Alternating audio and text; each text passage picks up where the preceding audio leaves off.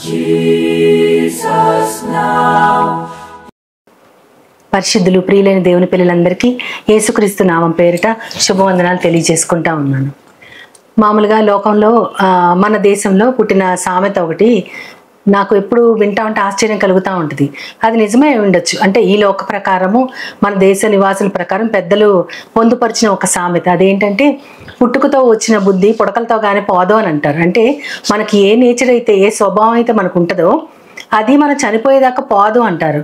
అది నాకు ఎందుకో తప్పు అనిపిస్తుంది. ఎందుకంటే బైబిల్ రీత్యా నేను ఆలోచించినప్పుడు ప్రభు అయిన దేవుడు మనల్ని ఎలా తయారు చేసుకున్నారు?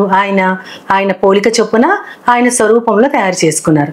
ఆయన పోలిక ఏంటి అంటే పరిశుద్ధత ఆయన పోలిక. మరి ఆయన స్వరూపము ఆయన స్వభావము ఏంటి అంటే ప్రేమ కలిగి ఉండటమే ఆయన స్వరూపము. మహిమా స్వరూపుడు ఆయన. అటువంటిది ఆయన స్వభావము. దానినే ఆయన మొట్టమొదటి తల్లిదండ్రులైన ఆదాముకి అవ్వమ్మకు కూడా ఇచ్చారు. కానీ వారు పాపము చేసి ఆయన ఆజ్ఞను తిరస్కరించి ఆయనకి ఇష్టం లేని మార్గంలో వారు నడిచి ఆయనకి దూరం అయ్యారు. ఆయనకి దూరం అవ్వగానే వారు చీకటికి సమరూపంగా మారిపోయారు. అంతేకాకుండా వారు శాపగ్రస్తులయ్యారు. మరణాన్ని వెంట తెచ్చుకున్నారు. ఏడ్పుని రోగాన్ని అన్నిటినీ వారు వెంట తెచ్చుకున్నారు. కాబట్టి అది నిజమైన మానవ స్వభావం. అటువంటి స్వభావం మనం కలిగి ఉన్నాము. కానీ దాన్ని తిరిగి ఆ స్వభావాన్ని మార్చుకోవచ్చు అని కూడా బైబిల్ చెప్తా ఉంది. అయితే మనకు కలిగి ఉన్న స్వభావాన్ని యెహెజ్కేలు గ్రంథములో 36వ అధ్యాయము 26లో దేవుడు ఏమంటారంటే నూతన హృదయాన్ని నేను మీకు ఇస్తాను, నూతన స్వభావాన్ని కలుగజేస్తాను, మీలో నుండి రాతి గుండె తీసివేసి మాంసపు గుండెని మీకు ఇస్తాను అంటున్నారు. అంటే మనకున్నది ఏ గుండె? ఇప్పుడు రాతి గుండె అనమాట. అంటే కొన్నిటికి మనం చలించము.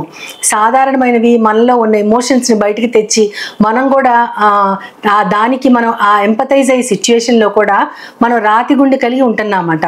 అట్లాంటి గుండె మీరే నుంచి తీసివేసి మాంసపు గుండెని మీకు ఇస్తాను అని దేవుడు అంటున్నారు. అంటే అటువంటి స్వభావం, రాతి లాంటి స్వభావం మనం కలిగి ఉన్నామా అంటే అవును, ఉన్నామనే పౌలు గారు అంటున్నారు. ఎందుకంటే కొలస్సీయులకు రాస్తూ ఆయన 3వ అధ్యాయంలో 5వ వచనంలో భూమి మీద మనకున్న అవయవాల గురించి ఆయన చెప్తా ఉంటారు. భూమి మీద మనందరికి కొన్ని అవయవాలు ఉన్నాయంట. అవి 6గా ఆయన చెప్పారు. అదేంటంటే అపవిత్రత, జారత్వము, దురాశ, ధనాపేక్ష, విగ్రహారాధన, ఇంకా కాముకత్వం అని కూడా ఉంటుంది అక్కడ. ఈ 6 అవయవాలు ఏదో ఒకటి అందరిలో ఉంటుంది. కొంతమందిలో అన్నీ ఉంటాయి. ఇవన్నీ మన అవయవాలుగా ఆయన అక్కడ 5వ వచనంలో చాలా స్పష్టంగా చెప్తారు. ఈ అవయవాలు వాటి యొక్క క్రియలు కూడా ఆయన చెప్పారు. 8వ వచనంలో ఈ అవయవాలు చేసే క్రియల్ని ఆయన ఎంతో స్పష్టంగా చెప్తారు. కోపము, ఆగ్రహము, దూషణ, దుష్టత్వము, ఆ తర్వాత మీ నోట పలికే బూతులు అని కూడా ఉంటుంది అక్కడ. అంటే ఇటువంటి అవయవాలను మనం కలిగి ఉండి మనం చేసే క్రియలన్నీ ఇవే. కోపము, ఆగ్రహము, దుష్టత్వము, దూషణ ఇవన్నీ కూడా మన నోట్లోంచి మన క్రియల్లోంచి బయటపడతా ఉంటాయి. దీనిని ఆయన 9వ వచనంలో ఇదే మీ ప్రాచీన స్వభావము అని ఆయన చెప్తారు. ప్రాచీన స్వభావము అంటే దాని అవయవములు, దాని యొక్క క్రియలు, ఇది మీ ప్రాచీన స్వభావము అని చెబుతూ దానిని మీరు పరిత్యజించాలి అని చెప్తారు. పరిత్యజించడం అంటే విడిచిపెట్టేయటం.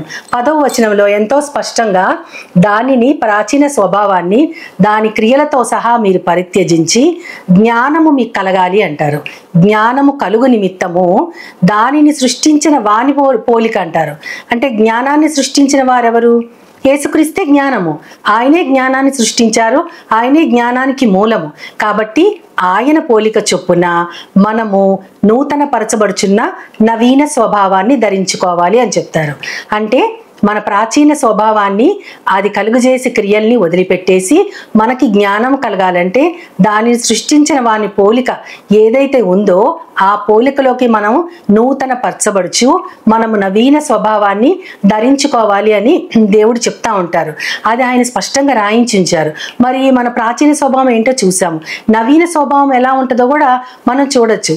ఎఫెసీయులకు రాస్తూ 4వ అధ్యాయంలో 24వ వచనంలో పౌలు గారు ఎంతో స్పష్టంగా నవీన స్వభావం ఎలా ఉంటుంది అంటే అక్కడ నీతి యథార్థమైన ప్రవర్తన కలవారై నూతనమైనటువంటి దేవుని పోలికలోకి మీరు సృష్టించబడటానికి నవీన స్వభావాన్ని ధరించుకోండి అని ఉంటుంది. నీతి యథార్థమైన ప్రవర్తన కలవారమై దేవుని పోలిక చొప్పున మీరు నవీన స్వభావాన్ని ధరించుకోండి. అంటే ఈ 2 లక్షణాలు ఉంటే చాలు మనకి దేవుని స్వభావం, అంటే దేవునిది నవీన స్వభావము, కొత్త స్వభావము, ఆ స్వభావంలోకి మనం రావాలంటే ఈ 2 మనకి రావాలి. అది కూడా మనం సొంతంగా అనుకుంటే వస్తుందా, మనం ప్రాక్టీస్ చేస్తే వస్తుందా, లేకపోతే మనకి మనం ఆపాదించుకుంటే వస్తుందా అంటే రాదంటున్నారు. ఎలా వస్తుంది అంటే మళ్ళీ ఆయనే పౌలు గారి తీతుకు రాస్తూ 3వ అధ్యాయము 5వ వచనములో ఎంతో స్పష్టంగా చెప్తారు. ఆ స్వభావం మనకు ఎలా వస్తుందంటే మీరు అనుసరించే నీతి క్రియల మూలంగా మీకు ఆ స్వభావం రాదు. మరి ఎలా వస్తుంది అంటే పునర్జన్మ సంబంధమైన స్నానము ద్వారా పరిశుద్ధాత్మ దేవుడు అనుగ్రహించుట ద్వారా మీకు అటువంటి స్వభావము కలుగుతుంది. దానిని బట్టి మీరు రక్షించబడతారు అంటారు. అంటే పునర్జన్మ సంబంధమైన స్నానము, మనం మరలా జన్మించటం అనేటటువంటి ప్రక్రియ అది నీటి ద్వారా జరుగుతుంది, వాక్యం ద్వారా. ఆ యొక్క పునర్జన్మ సంబంధమైన స్నానము ద్వారా పరిశుద్ధాత్మ దేవుడు మనకి నూతనమైన స్వభావాన్ని అనుగ్రహించటం ద్వారా మనల్ని దేవుడు రక్షిస్తారంట. ఎంత గొప్ప దేవుడో కదా. ఆయన తన స్వభావాన్ని, తన స్వరూపాన్ని మనకిస్తే దానిని పోగొట్టుకుని మనం భయంకరమైన రాతి గుండెతో ప్రాచీన స్వభావము, దాని అవయవాలు, దాని యొక్క క్రియలు ఎంత భయంకరంగా వివరించబడ్డాయో అటువంటి స్వభావంలోంచి దేవుడు మనల్ని నవీన స్వభావం, అంటే ఆయన జ్ఞానవంతుడు కాబట్టి ఆయన స్వభావాన్ని మనము ధరింప చేసుకోవాలంటే అది కూడా మన వల్ల కాదు అంటున్నారు. అది కేవలము ఆయనని మనం ఆశ్రయించడం ద్వారా, పునర్జన్మ సంబంధమైన స్నానం ద్వారా పరిశుద్ధాత్మ దేవుడు మనకిచ్చి రక్షిస్తాడు అని చెప్తున్నారు. అటువంటి గొప్ప జీవితము, నూతనమైనటువంటి జన్మ మనకి కావాలి అని ఎవరు కోరుకోరు? మన స్వభావం ఎటువంటిదో మనకు తెలిసిన తర్వాత ఆ స్వభావాన్ని మనం మార్చుకోవడానికి తప్పకుండా సిద్ధపడదాం.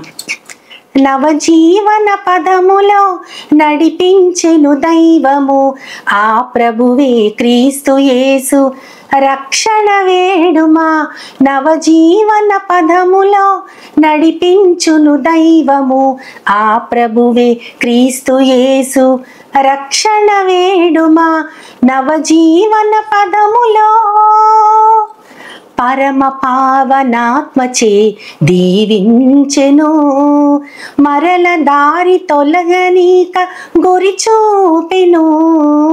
పరమ పావనాత్మచే దీవించెను, మరల దారి తొలగనీక గురి చూపెను. ఆయనే మహదాశ్రయం, ప్రేమతో ప్రతి వారిని మన చేయును మన అందరి కలకాలము. నవజీవన పదములో నడిపించును దైవము, ఆ ప్రభువే క్రీస్తు యేసు రక్షణ వేడుమా. నవజీవన పదములో అట్టి పదంలో నడుస్తూ నవీన స్వభావం ధరించుకోవడానికి దేవుని సహాయం కోరుతూ చిన్న ప్రార్థన చేద్దాం. దేవా, మాలో రాతి గుండె తీసివేసి మాంసపు గుండెని ఇస్తానని మాకు వాగ్దానం చేసి ప్రాచీన స్వభావాన్ని దాని క్రియలతో సహా మేము పరిత్యజించి నూతన స్వభావాన్ని మేము పొందాలంటే కూడా అది కూడా పరిశుద్ధాత్మ దేవుని వల్లనే మాకు అనుగ్రహించబడతని ఎంతో స్పష్టంగా ప్రభా దైవ గ్రంథంలో మా కోసం లిఖించి ఉంచినందుకు నీకే వేవేల స్తుతి కృతజ్ఞతలు ప్రభా.